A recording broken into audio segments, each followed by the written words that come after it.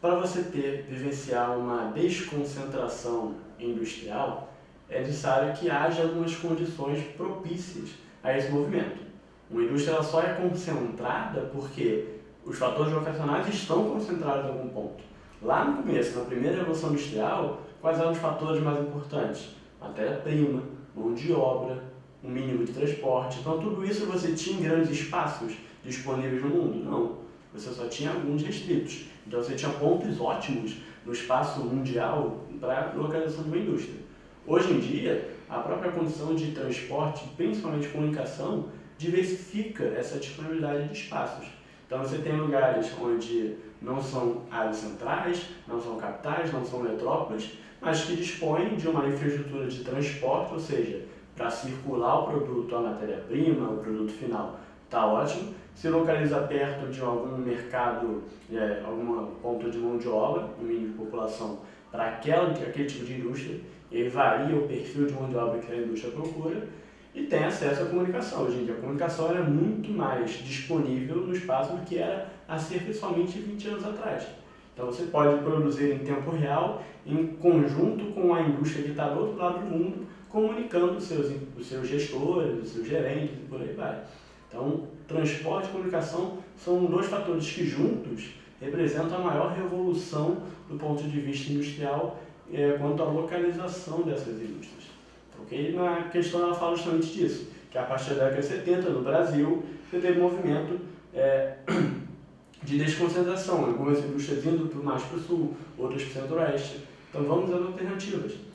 Um fator geográfico que contribui para o tipo de alteração na configuração territorial descrito no texto Então, o que causou essa desconcentração? Obsolescência dos portos? Não, pelo contrário. Os portos eles tendem a ficar melhores, mais desenvolvidos, mais modernos.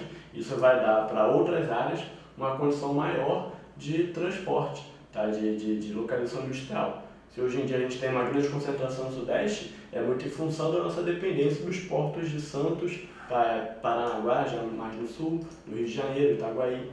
Se a gente tivesse grandes portos de São Luís, um porto maior em Itaqui, um porto maior na Bahia, você teria uma capacidade maior de desconcentração industrial. Estatização das empresas. Aí não tem uma relação lógica. Obviamente, uma empresa estatal, como ela não é privada, ela tem uma capacidade maior de escolher pontos no território nacional. Ela não vai estar tão apegada à necessidade do maior lucro possível. Ela tem que ser eficiente, mas ela vai ter uma chance maior de escolha. Mas não é isso que tem feito. As empresas não são estatais hoje em dia. Essas empresas que fazem a desconcentração elas não são estatais, são privadas. E elas buscam, através de outros mecanismos, essas áreas mais descentralizadas.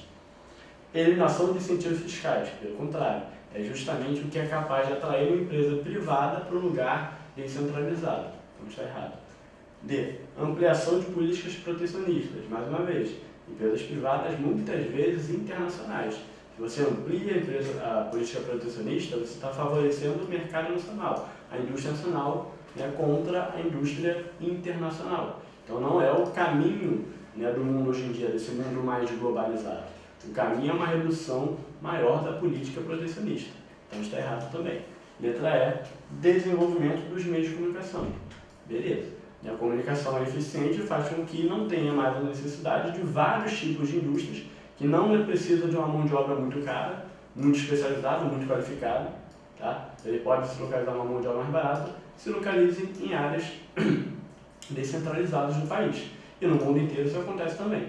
Se você tem hoje em dia setor de saque de várias empresas americanas na Índia, aproveitando a mão de obra mais barata e a língua materna, que era o inglês, você já demonstra como meio de transporte, o meio de comunicação, o transporte também, em alguns casos, são essenciais para essa descentralização.